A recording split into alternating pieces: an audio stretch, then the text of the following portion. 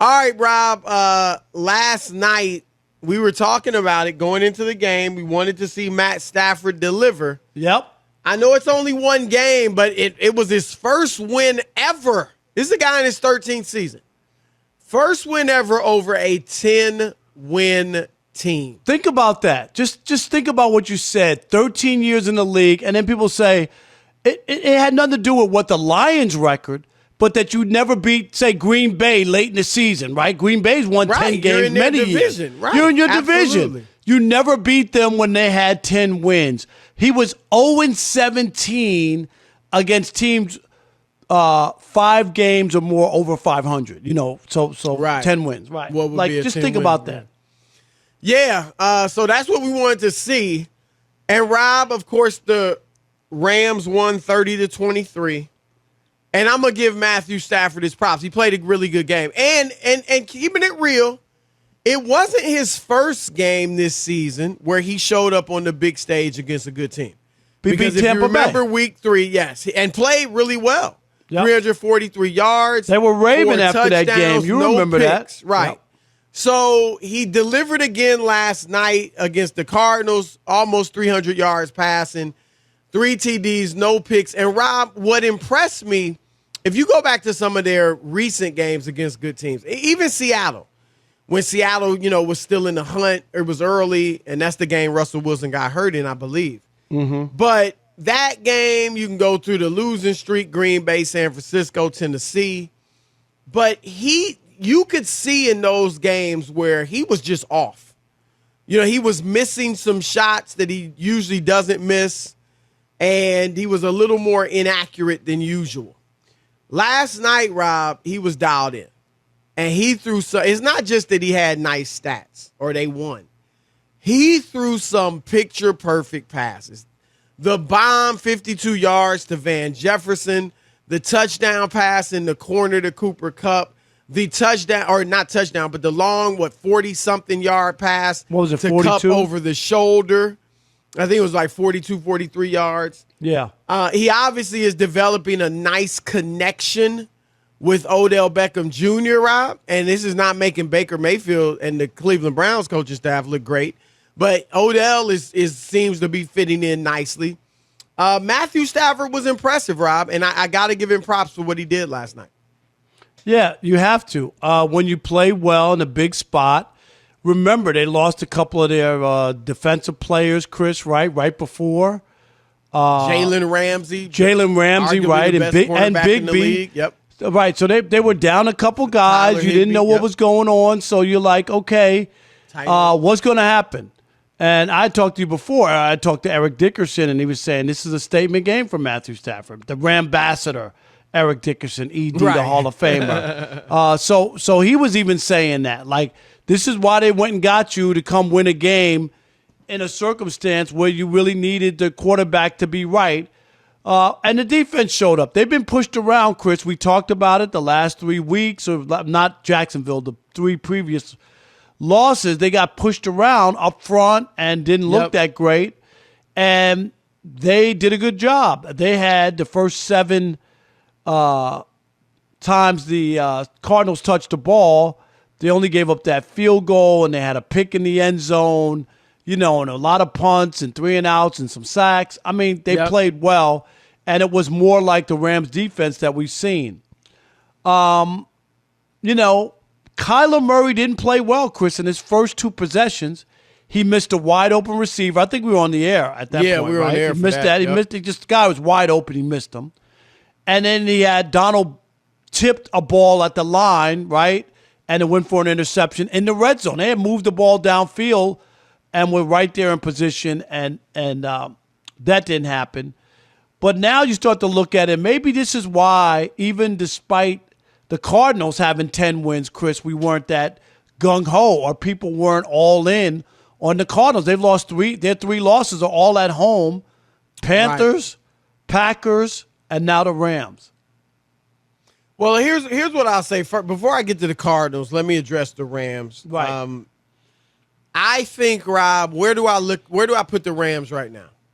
I think the 2 favorites in the NFC with most people, and I believe with you and me, would be Tampa Bay and Green Bay. Not necessarily in that order. Right, but those are the two best teams. They both teams. have 10 wins. Right. Even though Arizona has 10, I don't think that they're on that level with those two. Yes, you look at the quarterbacks and the history and the experience, and, it's just those are the two teams that most people would say they expect to see in the NFC title game, if you had to pick two.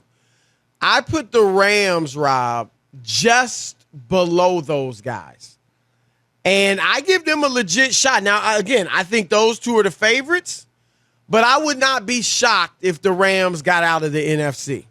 Arizona, Dallas, those two teams, I would be very surprised. If Arizona wins the NFC, Rob, I'd be shocked. If Dallas wins it, I'd be stunned.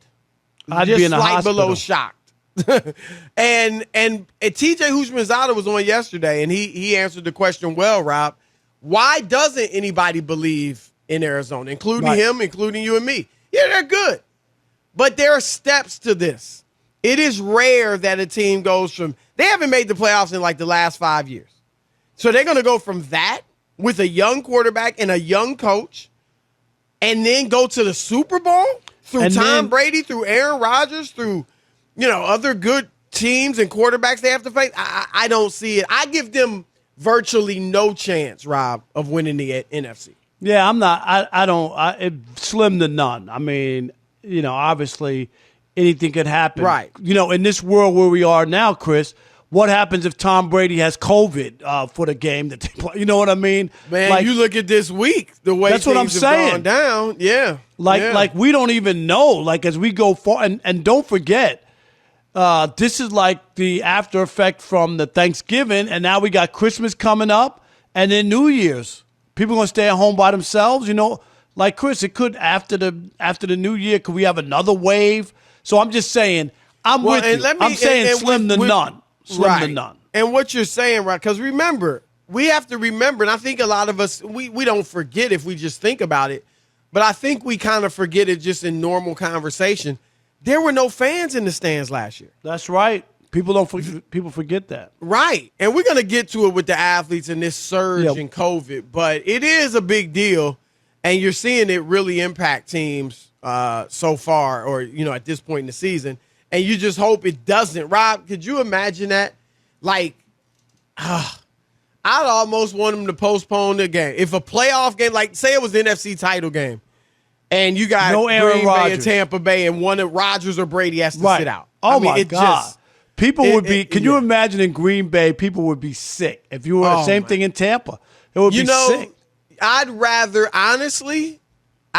both of them have to sit out than just one. Really?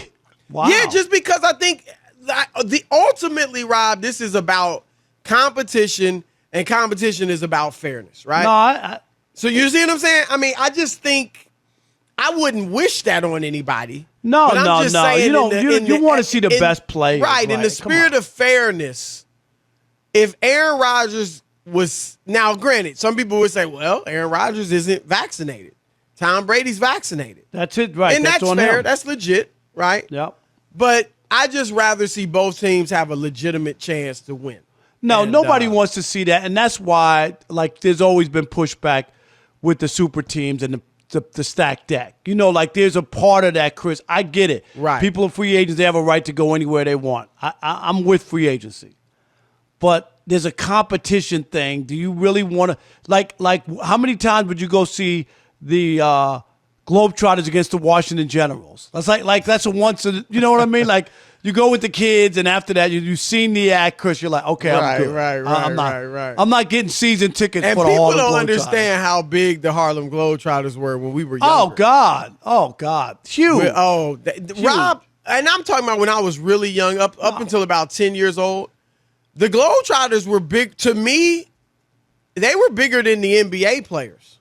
No, they were huge. It was huge. They had a cartoon show. Yep. I mean, the Globetrotters was Mellow on Lemon, Curly Neal, Meadowlark Lemon was like the most famous basketball player. To me, he would be like 10 years old. like a Magic. You know what I mean? Yeah, Like he was like on that level. He was the captain, the leader, Right. and all and that. it used to come on ABC Wide World of Sports right on a Saturday, whatever. Yep. We'd watch them. So, all right, let's hear what people have to say about this Rams team.